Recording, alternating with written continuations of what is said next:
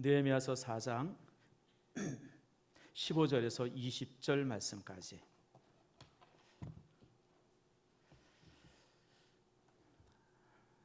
자, 찾으셨죠?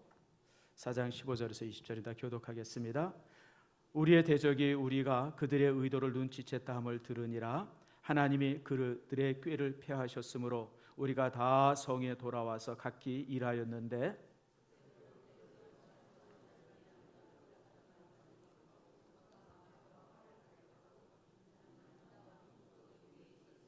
성을 건축하는 자와 짐을 나르는 자는 다 각각 한 손으로 일을 하며 한 손에는 병기를 잡았는데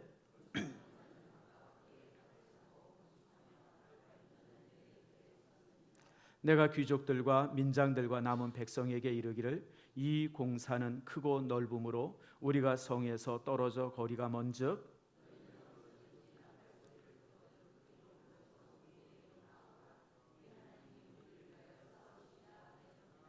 아멘. 기도합니다. 하나님 감사합니다. 6월은 호국의 달입니다. 나라에 여러 가지 어려움들이 있었고 또 나라를 위해서 희생했던 분들을 기억하는 그런 달이 6월입니다.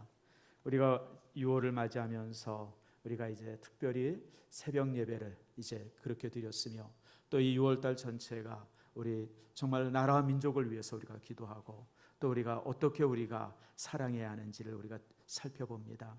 하나님께서 우리에게 은혜를 주시고 또 그런 은혜 속에서 또 이제 이렇게 6월을 잘 보내고 또 말씀 속에서 우리가 나라 사랑의 마음을 다시 한번 이렇게 확인할 수 있는 좋은 기회들 되게 해 주시옵소서.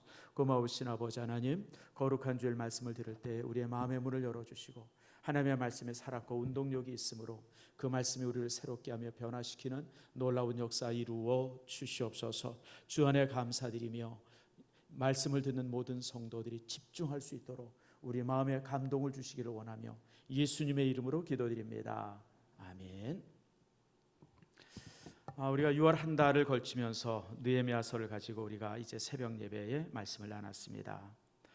새벽 예배의 주제는 기독교인이 어떻게 나라를 사랑할 것인가, 이 주제 속에서 이제 살펴봤습니다. 지난 월요일은요 현충일이었고요. 또 이제 이달 말에는 이제 6.25라고 하는 참으로 참혹하게 전쟁을 겪었던 그런 이제 날이 있는 달이 이제 6월입니다. 그래서 오늘 이 시간 이제 이 6월 달 전체를 우리가 이제 나라에 대해서 우리가 애국에 관한 부분들을 서로 나누고 좀 그러려고 합니다. 여러분, 나라가 없으면 교회가 없습니다. 나라가 가난하면 선교도 할 수 없습니다. 저 북한을 보시길 바랍니다. 어디에 교회가 있고 어디에 믿음이 있습니까? 가난한 나라가 선교사를 파송하는 일이 없습니다. 선교사를 한 가정 파송한다고 하는 것은 많은 물질적 부담이 따르기 때문에, 그래서 나라가 있어야 되고 또 우리나라가 이처럼 참 하나님이 주시는 경제적 발전을 이루었다고 하는 것은 참 이 선교와 이런 여러 가지 문제에 있어서 참 얼마나 중요한 일인지 모릅니다. 특별히 대한민국은 하나님께서 세우시고 하나님께서 관리하는 나라임을 우리가 잘 압니다. 131년 전에 이 땅에 복음이 들어왔고요. 그 복음이 들어와서 5,000년간 이 민족 속에 내려온 수많은 폐단들, 악한 관습들, 더러운 우상 숭배, 이런 모든 것들을 교회가 폐지했습니다. 여러분, 그래서 대한민국의 근대화는 교회 없이는 설명이 되지 않습니다. 뿐만 아니라 일제강점기에 민족의 고통과 함께 했고요. 6.25 때 정말 이 나라가 다시 한번 적화되지 않기를 위해서, 그리고 나라가 그 이후에 수많은 위기가 있을 때마다 조국을 위해서 기도하고 또 조국을 위해서 애써왔던 것이 교회입니다. 그러므로 대한민국은 하나님이 세운 나라고 하나님이 지킨 나라입니다.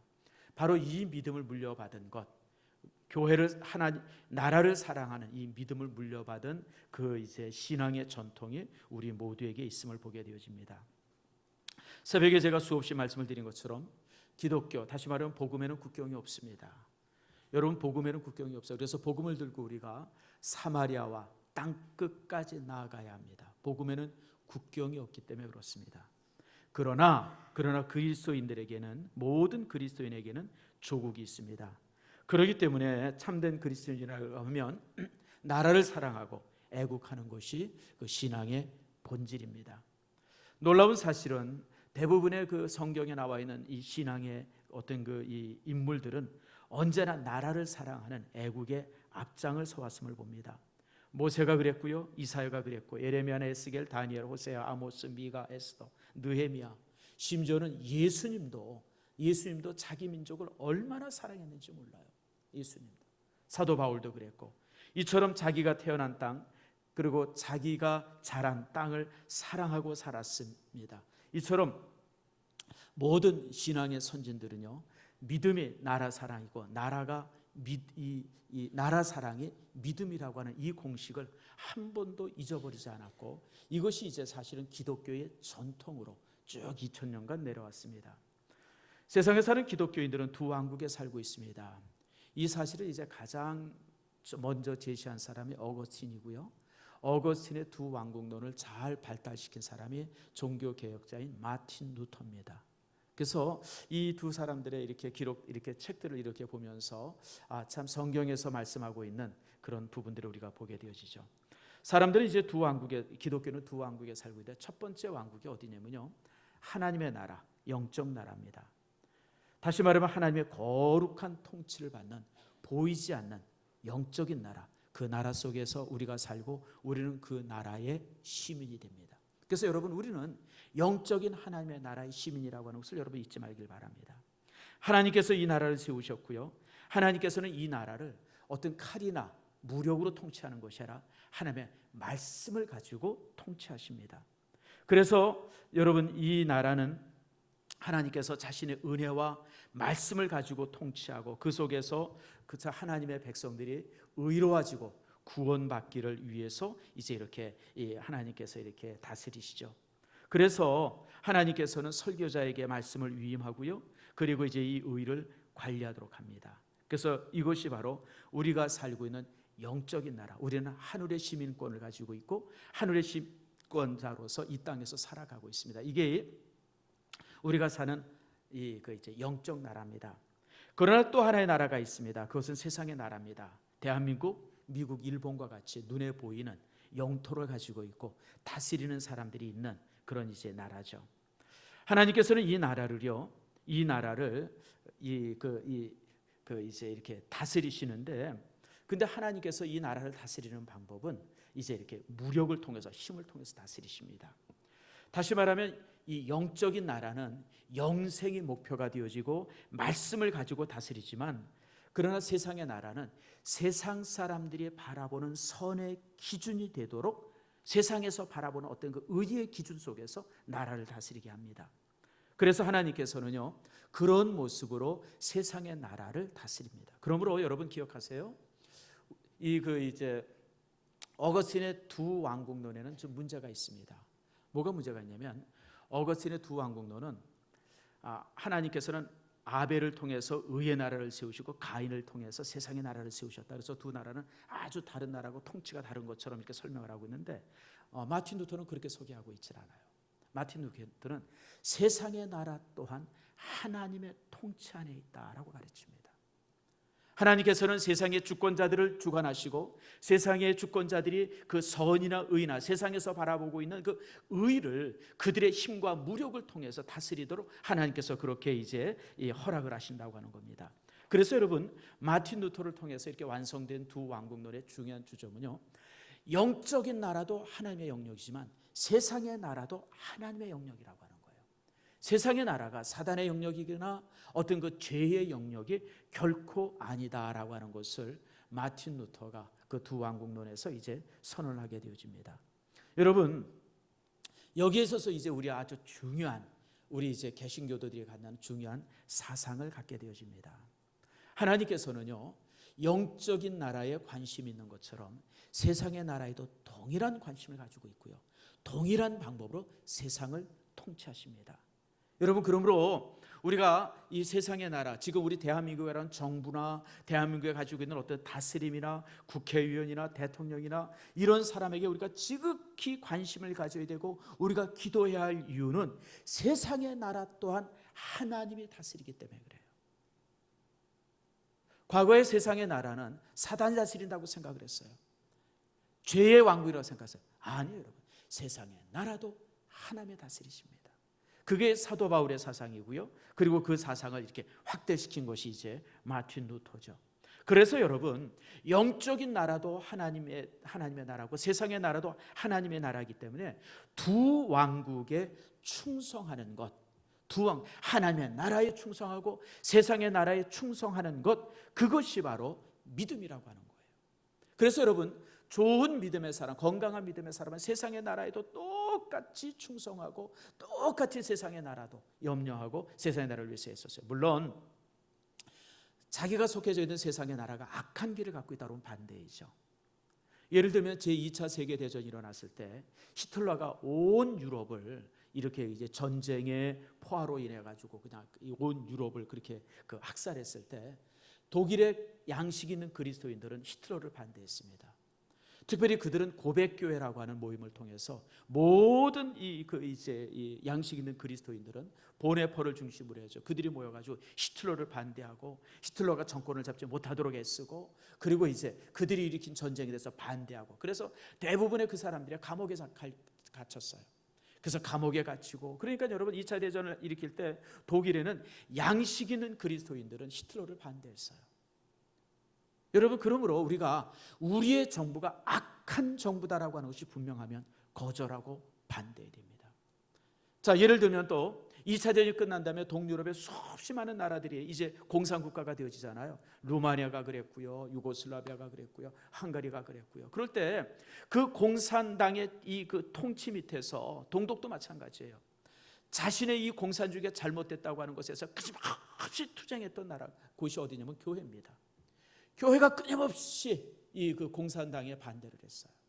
특별히 동독 같은 곳에서는요, 라이프치히에 있는 그 교회 중심으로 해가지고 통일을 위해서, 독일의 통일을 위해서 얼마나 그들이 기도했는지 몰라요. 그리고 결국 그것으로 인해서 통일이 되죠. 그래서 여러분, 우리가 나라를 사랑한다고 하는 것은 맹목적으로 나라를 사랑하는 국수주의가 아니에요. 나라를 사랑한다. 나라가 건강하고 바른 길을 가고 의로운 길에 서기를 위해서 애쓰고 땀 흘리고 노력하는 것, 그것이 바로 애국이에요. 그러니까 무조건 나라를 사랑한다. 그냥 여러분 그냥 전쟁 일으키니까 우리가 그냥 거기에 그냥 그대로 따라가고 그냥 뭐 나쁜 짓 해도 그냥 우리나라가 하는 거니까 괜찮고, 여러분 이건 잘못된 거예요. 여러분 그래서 우리 기독교인들이요, 나라를 사랑해야 되지만 무조건 그냥 우리나라가 하는 건 다 옳다, 우리나라는 다 맞다, 이런 잘못된 의식으로 나라를 사랑하는 것은 그건 잘못된 겁니다. 그래서 여러분들 기독교인들은 조국의 번영과 발전과 안정과 자유를 위해서 기도하고 헌신해야 합니다. 이것이 믿음이죠. 여러분 우리가 대한민국에 속해져 있지 않습니까? 사실 여러분 우리가 일본에서 태어났으면 우리는 일본을 위해서 기도해야죠. 우리가 중국에서 태어났으면 중국을 위해서 기도해야 돼요. 그러나 하나님께서 우리를 대한민국에서 태어나게 하셨어요. 우리 이 대한민국이 의로운 나라가 되고 바른 나라가 되고 진실한 나라가 되고 자유하는 나라가 되어지고 안정적인 나라가 되어지고 복음적 국가가 되기를 위해서 우리가 애쓰고 기도하고 힘써야 돼요. 이게 애국이에요. 그냥 우리나라가 하는 일은 뭐든지 좋다, 이거는 잘못된 국수주의예요. 우리 기독교인들이 잘못된 국수주의는 거절해야 합니다. 그러나 우리가 진정한 애국이란 우리나라가 건강하면서 살아갈 수 있도록 안정적이고 자유하고 또 믿음의 자유가 있기를 위해서 우리가 기도해야죠. 종종 이제 신앙인들에 대해서, 신앙인들 중에 국가에 대해서 오해하는 사람들이 있습니다. 그것은 뭐냐면 우리는 하나님의 백성이기 때문에 대한민국 법을 지키지 않아도 되고 또 세상의 나라에 대해서는 그렇게 관심을 갖지 말아야 된다, 그런 생각을 갖는 사람들이 교회 안에 많습니다. 사실 저도 어렸을 때 청년의 시절에 그렇게 교육을 받고 자랐어요. 뭐 정치 얘기나 정치에 관심을 가지면 그냥 그러면 안 된다.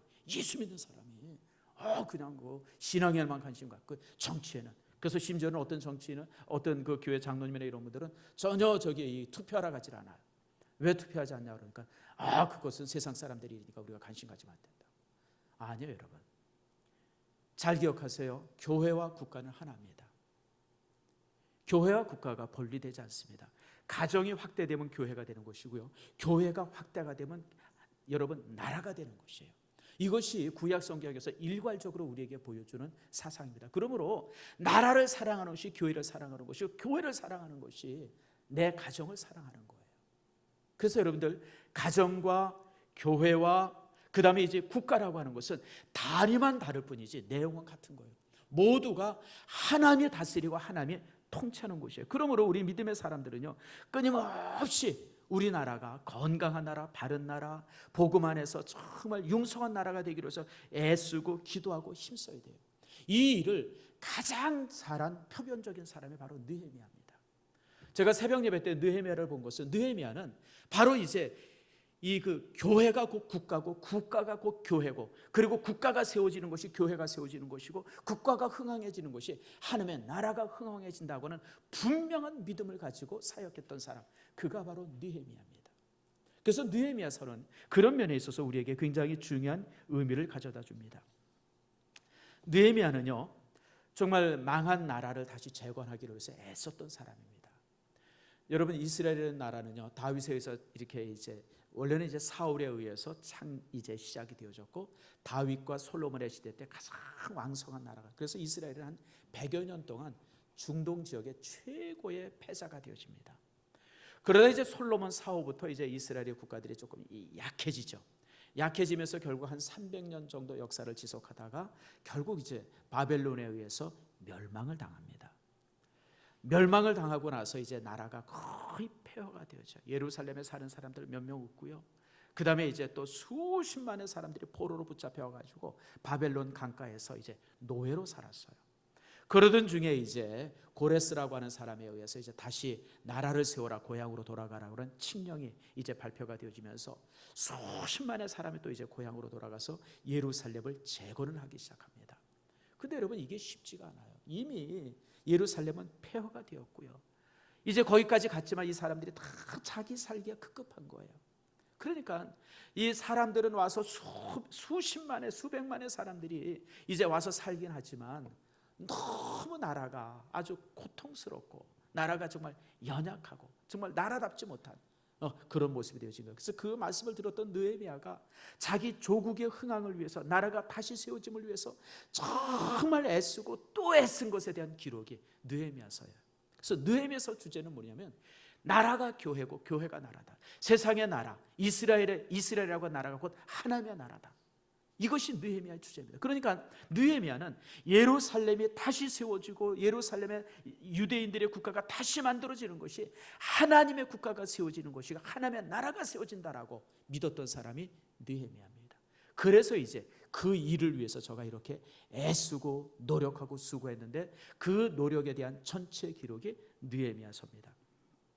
그런데 오늘 느헤미야는 이 말씀을 하면서, 근데 느헤미야가 이렇게 다시 예루살렘의 중심으로 해서 이제 유다 나라가 세워지기를 그렇게 소망했지만 너무 많은 방해가 주어지는 거예요. 첫 번째 방해가 뭐냐면 주변의 나라들의 방해입니다.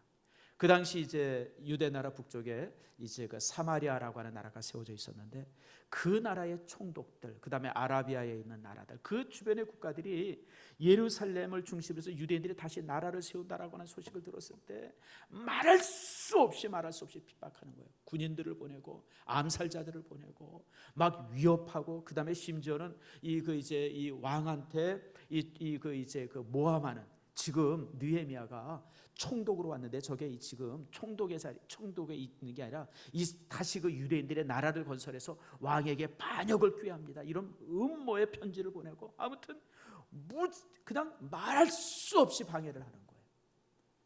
외부적인 방해죠. 여러분, 근데 그것만 하면 그래도 그냥 감당할 수 있는데, 이 내부적으로도 문제가 있어요. 내부적으로 무슨 문제냐면, 귀족들은 좀 돈 있고 힘 있는 사람들은 그 일 자기가 해야 되니까 왜 와가지고 괜히 이렇게 시끄럽게 만드느냐 배척하는 거예요. 백성들도 자기들이 노동해야 되니까 왜 와가지고 우리도 힘들어 죽겠는데 왜 우리를 그러니까 안팎으로 사면초가와 같은 어려움을 겪고 있었어요. 항상 군인들이 그 주변의 나라들이 군인들을 와가지고 그 유대 나라 이 예루살렘을 멀리서 포위해가지고 호시탐탐 노리고 있고, 아참 막 이런 상황 앞에서 또 백성들이 충실하게 이렇게 협조하지 않고 막 이런 어려움 속에서 느헤미야가 이제 이 나라를 이렇게 세우기 시작했습니다. 그러면서 느헤미야가 오늘 이제 백성들을 위로하고 격려하면서 이렇게 주었던 말씀이 오늘 우리가 읽은 이 본문의 말씀이에요. 그때 20절에 느헤미야가 이렇게 선언합니다. 오늘 설교했던 설교의 주제입니다. 한번 다 같이 20절을 같이 읽겠습니다. 시작. 너희가 어디서든지 나팔 소리를 듣거든 그리로 모여서 우리에게로 나아오라. 우리 하나님이 우리를 위하여 싸우시리라 하였느니라. 따라합시다. 우리 하나님이 우리를 위하여 싸우시리라. 여러분, 바로 이것이 느헤미야서의 주제입니다. 비록 느헤미야가 노력하고 느헤미야가 땀 흘리고 느헤미야가 애썼지만 그러나 결국 일을 이루시는 분은 누구예요? 하나님이시라고 하는 거예요. 우리가 열심히 노동을 하고 그리고 또 이제 또 국민들의 반은 칼을 차고 차릉을 들고 그리고 그냥 혹시 누가 침략해 올까 봐 싶어 가지고 방비를 하고 그리고 나팔을 보면 그냥 막 모여서 전쟁을 해야 되는데 이런 수없이 많은 일들을 우리가 하지만 사실 정말 싸우는 분은 누구냐면 누구예요? 하나님이시라고 하는 거예요. 이것이 사실은 구약 성경 전체에 흐르는 사상이고요. 느헤미야서의 주제입니다. 하나님이 우리를 대신하여 싸우리라라고 하는 거예요. 여러분, 참으로 성경 많은 곳에 보면 하나님이 우리를 대신해서 싸운다고 하는 말들이 수없이 많이 기록이 되고 있습니다. 가만히 있지 말고 싸움터로 나가라. 오늘 나팔을 불면 그냥 너희들이 쫙 모여서 전쟁을 하려는 거예요. 하나님이 싸우시니까 나는 가만히 있으면 되지, 구경만 하면 되지, 굿이나 보고 떡이나 먹으면 되지. 그게 아니에요. 나팔 보면 모여 있고 그리고 이제 그냥 막 밤잠을 자지 않고 그냥 성을 지키고 그리고 그냥 그렇지 않은 백성들은 그냥 허리가 부러지도록 그냥 노동을 하고 이런 일들을 계속해 나가라. 그러면 하나님께서 우리를 위해서 대신 싸우실 것이다라고 하는 거예요. 성도 여러분, 그렇습니다. 하나님을 믿고 의지만 한다고 해서 비전이 이루어지는 건 아닙니다. 하나님을 믿고 일해야 되고 하나님을 믿고 공부해야 되고 하나님을 믿고 땀 흘려야 합니다. 그럴 때 하나님께서 우리를 도우시고 우리를 이루시게 하죠. 기도 많이 한다고 해서 시험 문제에 답이 탁탁 나옵니까? 기도 많이 했다고 해서 여러분 대학에 들어갑니까? 하나님은 그런 분이 아니죠.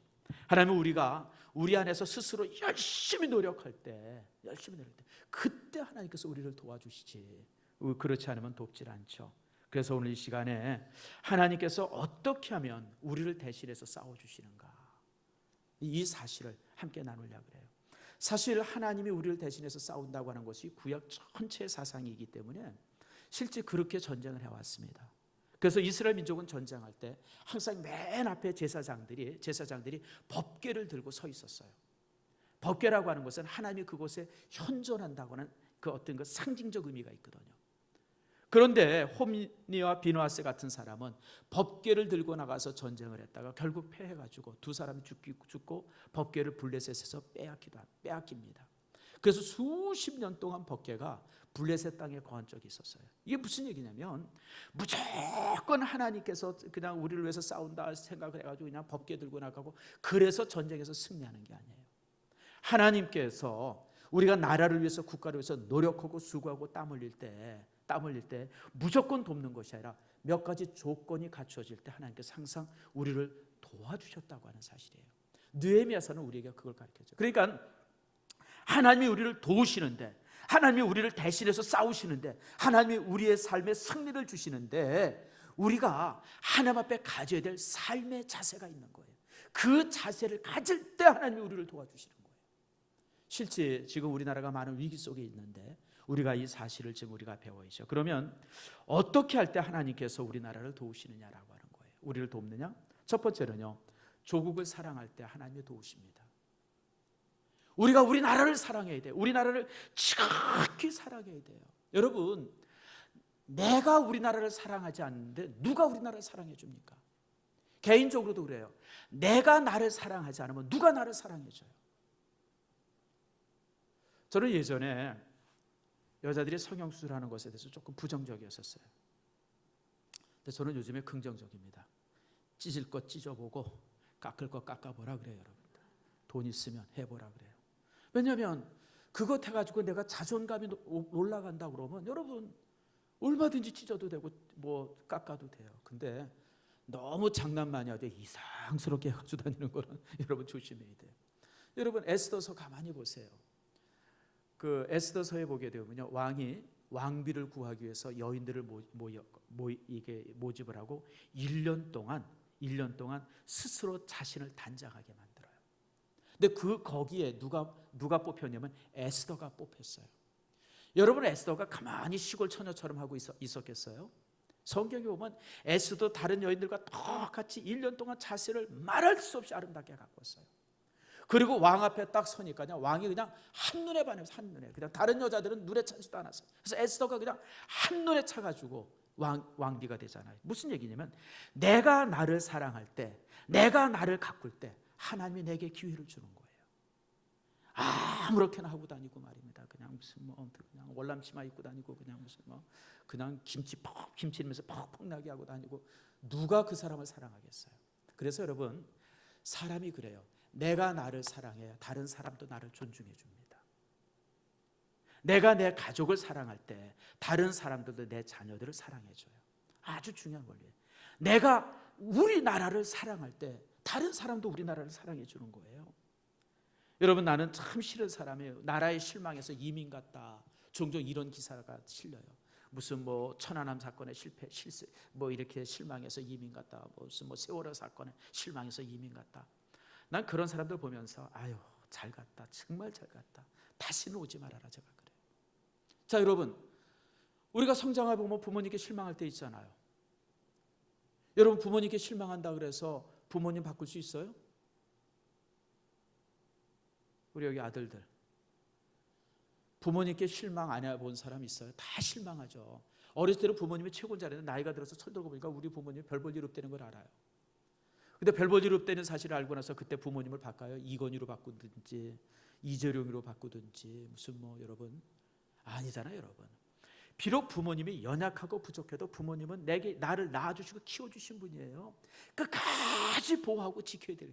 조국이 그래요. 여러분들, 비록 조국이 여러분을 실망시키고 힘들게 해도요, 이 조국은 나를 키워주고 나를 낳게 하고 나를 이만큼 성장시킨 것이 조국이에요. 여러분들, 어떤 일이 있어도 나라를 사랑해야 돼요. 여러분, 그래야 되지 않겠습니까? 여러분, 6.25가 일어나고요, 6.25가 일어나고 파죽지세로 밀려왔을 때요, 여러분, 외국 군인들이 우리나라에 왔어요. 와서 보니까요, 학도병들 또 우리나라 군인들이 그냥 막 목숨을 걸고 공산당들과 싸우는 모습을 보면서 그게 감동이 된 거예요. 도저히 이 승리할 수 없는 전쟁이고 작전상 그렇게 하면 안 되는데도 한국 사람들이, 이 대한민국 군인들이 그냥 소총 한 자로 그냥 그냥 별 볼 일 없는 무기를 들고 그냥 그 공산당과 목숨을 걸고, 특별히 학도병들이 목숨 걸고 싸우는 모습을 보면서 수많은 외국 군인들이 감동이 된 거예요. 이런 나라라 그러면 우리가 도와줘야 된다. 이런 백성이 있는, 국민들이 있는 나라는 우리가 도와줘야 된다. 그래서 사실 그들이 와서 우리나라를 위해서 이렇게 싸우고 수만 명의 그 외국 군인들이 우리나라에 피 뿌리고 죽은 겁니다. 여러분, 내가 나라를 사랑해야 여러분, 하나님이 우리나라를 지켜주세요. 저는 제일 싫은 말이 헬조선이라는 말이에요. 어떻게 내가 사는 나라, 나를 키워준 나라를 향해서 지옥의 나라라고 얘기할 수 있어요? 나는 참 그런 사람들 보면 그냥 저거 싹 쓸어서 저기 북한에다 보내버렸으면 좋겠다. 아니면 딴 나라 다 이민 보냈으면 좋겠다. 우리나라가 연약해요, 부족해요. 우리나라가 체제적으로 여러 가지 모습 속에서 허약한 것 많아요, 여러분들. 그렇지 않겠어요? 민주주의라고 하는 것이 유럽 같은 데서는 400년, 500년 거쳐서 완성한 것이 민주주의입니다. 이제 우리나라 민주주의는요, 이 해방 끝나고 나서 이제 70년 반, 이 짧은 역사를 통해서 민주주의가 여기까지 왔어요. 그러니 얼마나 허약한 게 많고 얼마나 부족한 게 많아요. 그거 누가 메꿔야 돼요? 그거 누가 메꿔야 돼요? 내가 메꿔야 되잖아요. 내가. 그걸 정치인들이 메꿔요? 무슨 그걸 다른 사람? 아니요, 여러분, 내가 메꾸는 거예요. 나라가 부족하고 연약한 것이 보여지면 우리가 그거 메꾸기 위해서 노력하고 나라를 위해서 애써이지. 헬조선이라고 나라 그냥 욕하고 그냥 저주하고 이민 가고. 여러분, 내가 우리나라를 사랑하지 않으면 하나님은 결코 우리나라를 돕지 않습니다. 하나님께서 우리나라를 돕기를 원하세요? 그러면 여러분, 정말 나라를 사랑하세요. 내가 내 부모님을 사랑하고 부모님에게 감사하는 것처럼 나라에 대해서 감사하고 사랑하세요. 그것이 바로 하나님의 도움을 가져오는 방법입니다. 두 번째로, 하나님께 매달리는 백성에게 하나님께서 대신 싸워주시죠. 여러분, 느헤미야는 힘들고 어려울 때마다 하나님 앞에 기도했어요. 산발랏이라든지 이런 그 악한 사람들이 모여가지고 모함할 때마다 하나님 들어주시옵소서. 4절 말씀 보세요. 읽진 않았는데요, 4장 4절입니다. 따라합시다. 우리 하나님이여 들으시옵소서. 그러면서 느헤미야는 하나님 앞에 기도했어요. 왜냐하면 자신이 할 수 있는 일은 한계가 있잖아요. 느헤미야라고 하는 사람이 그 거대한 악의 세력과 싸워서 무슨 수로 승리를 하겠어요. 그러니까 느헤미야는 힘이 딸릴 때마다, 어려울 때마다, 힘들 때마다 주님 앞에 무릎 꿇고 기도했어요. 하나님 도와주세요. 하나님 도와주세요. 여러분, 우리도 마찬가지예요.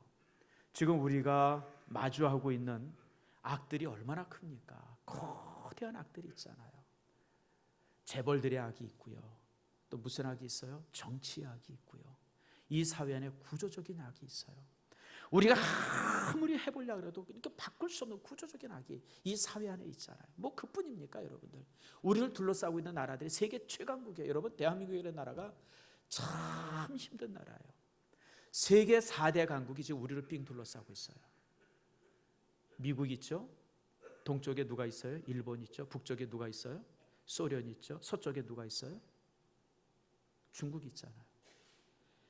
세계에서 가장 강한 나라 1위에서 4위의 국가가 지금 대한민국을 쭉 포위하고 있어요. 여러분, 정말 우리가 이렇게 한 날 한 날 한 해 한 해 살아간다고 하는 것 자체가 사실 기적이에요, 여러분들. 이게 기적 아닙니까, 여러분들? 북한이라고 하는 나라는 가장 호전적 국가냐. 매일 원자폭탄 내리고 그냥 뭐 미국이랑, 여러분 세상에 미국이랑 싸우겠다는 나라가 어디 있어요? 미친 사람아. 근데 김정은이에요? 김정일이에요. 매일 미국이랑 싸우겠다고 그냥 어디 칠판에다 그냥 뭐 미국 공격하는 그림 그려놓고 있고. 그래서 무슨 애들 소꿉장난한. 그래서 나는 김정은이죠. 김정은이 하는 짓 이렇게 보면 제가 국민학교 3학년 4학년 때 산에서 놀던 병정놀이랑 너무 똑같아요. 그래서 모여가지고 그냥. 여러분, 우리가 그런 나라랑 지금 국경을 맞이하고 있어요. 그러니까 이런 상황 앞에서 우리가 기도하지 않으면 안 돼요. 우리가 이길 수 있는 나라가 어디 있어요, 여러분? 우리가 일본에게 해볼 만합니까? 중국에게 해볼 만합니까? 소련에게 해볼 만합니까? 그냥 세계 최고의 강대국 넷이 우리나라를 삥 둘러가지고 있잖아요. 우리가 할 수 있는 건 기도밖에 없어요. 주님을 의지해야 돼요. 느헤미야가 그랬어요. 그냥 힘들고 어렵고 그냥 사면초가 같은 위기 앞에서 느헤미야가 물론 최선을 다했지만 기도했어요. 그러나 기도만 하고 끝나지 않았죠. 자신의 일에 항상 최선을 다했어요. 주변의 사람들이 뭐라고 조롱해도 뭐라고 얘기를 해도 느헤미야는 변함없이 그냥 자신의 일에 그냥 열심을 했던 거예요. 교회를 보면요, 교회 일꾼이 또 나라의 일꾼들도 두 종류의 일꾼이 있습니다. 따라합시다. 말꾼, 일꾼. 항상 직장도 가서 보세요. 직장도 가서 보면 말꾼이 있어요. 말꾼. 그리고 일꾼이 있어요. 나라도요, 말꾼이 있어요. 말꾼. 또 일꾼이 있어요. 여러분, 말꾼들은 절대 뽑아주면 안 돼요. 그냥 나라가 요만큼만 잘못이 있어도 그냥 말을 얼마나 많이 하는지 그냥 뭐 되니 안 되니 뭐 정권 물러나라 어쩌라 그냥 막 그러고 그냥 이러는 사람들, 말꾼이죠, 말꾼. 이런 말꾼들이 여러분 있어요. 교회 안에도 일은 하지 않고 말만 하는 말꾼들이 있습니다. 그저 일은 안 하고 뒤에 앉아서 뭐 이게 옳으니 저게 옳으니 왜 저렇게 하니 이렇게 하니 그냥. 나는 사실 이렇게 말만 하는 사람 이렇게 보면 참 인생을 왜 저렇게 살까 그런 생각이 들어요. 교회는 말하는 사람이 아니라 빗자루 드는 사람이 더 필요해요, 여러분들. 여러분, 말 많이 하지 말고 일하세요. 느헤미야는 말 많이 하지 않았어요. 그래서 일 있을 때마다 그냥 최선을 다해서 집중하면서 일했잖아요. 이런 사람들이 세상을 바꾸는 거예요. 정치인들 보면 국가가 요만큼만 잘해도 그냥 대통령 물러나라 사과하라. 아니 세상에 무슨 대통령이 이 나라 처음부터 끝까지 모든 걸 다 관장을 해요? 밑에 사람들이 알아서 하고 대통령 그런 거 이렇게 관리하는 사람이지. 난 그런 사람들 이렇게 보면 저놈의 조동아리를 저걸 그냥 어떻게 해야 되나. 그건 입이 아니에요. 따라합시다. 조동아리다. 여러분, 그런 사람들은 입이 아니에요. 조동아리지. 그냥 말만 하면 입에서 누구 흉보고 그냥 누구 비난하고 그냥 그 속에 뭐가 차면 쓰레기가 가득 찬 사람들 같아요. 여러분, 저는 여러분들이 국가에 대해서도 그렇고 교회에 대해서도 그렇고 가정에 대해서도 그렇고 말하는 사람이 아니라 일하는 사람이 되기를 축복합니다. 그래야 돼요, 여러분들. 말꾼이 되면 안 돼요, 말꾼이. 느헤미야는 자신의 일에 최선을 다했어요. 그리고 특별히 느헤미야는 부정적인 생각들을 버렸어요. 여러분, 특별히 여러분, 우리가 이제 최선을 다할 때 열정을 가져야죠. 열정이라고 하는 것이 뭐예요? 여러분, 무엇에 대한 열정을 갖는가 하는 것은 다른 것을 포기하는 것을 말합니다. 내가 이것도 하고 저것도 하고 그렇게 해서 이룰 수 있는 사람은 없어요. 여러분, 열정을 갖는다고 하는 것은 다른 것을 포기할 줄 아는 거예요. 어떤 학생이 열심히 공부하려고 마음을 먹었어요. 책상에 딱 앉았어요. 책상에 딱 앉으니까 갑자기 화장실이 가고 싶어요. 그 말이 없지 않던 오전에 왜 또 그 시간에 꼭 말이야. 화장실 갔다 왔어요. 화장실 가서 이렇게 딱 왔더니 또 물 한 잔이 먹고 싶어요. 그래서 물 한 잔 마셨어요. 그리고 근데 또 이제 이렇게 핸드폰에 보니까 카톡이 왔어요. 보니까 꼭 친한 친구한테 답장을 해줘야 돼. 그래서 답장해줬어요. 답장을 해주고 시간을 보니까 내가 꼭 봐야 할 TV 프로가 그 시간에 하는 거예요. 내가 조금만 봐야지. 그리고 나왔어요. 그리고 이제 그날 공부가 끝났어요. 여러분, 이것저것 다 하고 공부 못합니다. 공부한다고 하는 것은 다른 거 다 포기하는 거예요. 카톡도 포기하고 텔레비도 포기하고 이런 것처럼 그게 열정이죠. 그게 집중이에요, 여러분들. 우리 믿음의 사람들이 뭔가 이것이 참 옳다라고 생각하고 바르다고 생각하면 그런 열정을 가져야 돼요. 그 일을 위해서 다른 것을 포기할 수 있어야죠. 여러분, 이런 모습들, 특별히 느헤미야서를 통해서 우리가 볼 수 있는 것 중에 하나가 정말 모범적인 지도자들이 있을 때 하나님이 도와주세요. 느헤미야가 그런 사람이잖아요. 느헤미야는 너희들 열심히 일해라 그러고 이 궁궐에서 편히 지내지 않았어요. 열심히 일하는 자리에 느헤미야가 같이 나와서 같이 자고 같이 먹고 같이 그들과 땀 흘렸어요. 여러분, 그래서 지도자는 참 중요합니다. 근데 우리나라의 가장 안타까운 점이 이런 지도자가 없다고 하는 거예요. 좋은 사람들은 참 많은데 참 많이 망가져가지고 온 국민이 따라보고 이런 사람이 없어요. 얼마 전에 반모라고 하는 사람이 이제 양쪽에서 다 자기 나라 대통령 후보가 되라고 이제 막 그러고 이제 이렇게 러브콜을 했는데 한쪽의 마음이 길어졌더니 그냥 이쪽에서 그냥 얼마나 공격을 해야 되는지. 그래서 내가 이렇게 보면서 참 웃기는 놈들이다. 아니, 자기네 당 대통령 후보 되라고 그렇게 그냥 부르더니 딴 데 한다고 그랬더니 그냥 그렇게 또 비난하고. 참 난 그래서 아이고, 참 저런 놈들이랑 뭘 하겠나. 여러분, 지도자의 역량도 필요하지만 팔로워들, 따르는 사람들의 수고는 더 중요해요. 한 나라의 지도자가 된다고 하는 것은 백성들이 그에 대해서 그만큼 참아줌을 통해서 되어지는 거예요. 여러분들, 세상에 독불장군이 어디 있어요? 완벽한 사람이 어디 있어요? 다 흠 있죠. 그런 거 덮어주고 이러면서 되어져야 되는데 참 이 나라가 그걸 못해요. 우리나라 사람들의 특징들이죠. 뭐 어쩔 수 없잖아요. 저는 그래서 우리가 참 바라볼 만한 사람들이 없는데 이런 시대 상황에서 교회가 그 역할을 감당해야 돼요. 여러분들이 그 일을 해야 돼요. 여러분이 이 시대의 지도자가 되어야 됩니다. 우리가 의가 무엇인지 보여야 되고 공의가 무엇인지 보여줘야 되고 정직하게 사는 것이 무엇인지를 우리 성도들이 보여주고 교회가 보여줘야 돼요. 그래서 교회가 하나님의 사람이 이 나라의 진정한 모범적 지도자가 되어줄 때 하나님께서 이 나라를 지켜주세요. 하나님께서 소돔과 고모라 성을 멸하실 때에 아브라함이 기도하잖아요. 그때 하나님께서 뭐라고 약속하세요? 내가 이 소돔 성에 의인 10명만 있어도 내가 멸하지 않겠다. 10명의 의인이 있었으면 그 나라는 망하지 않았을 거예요. 여러분, 우리가 그런 사람 되어야 돼요.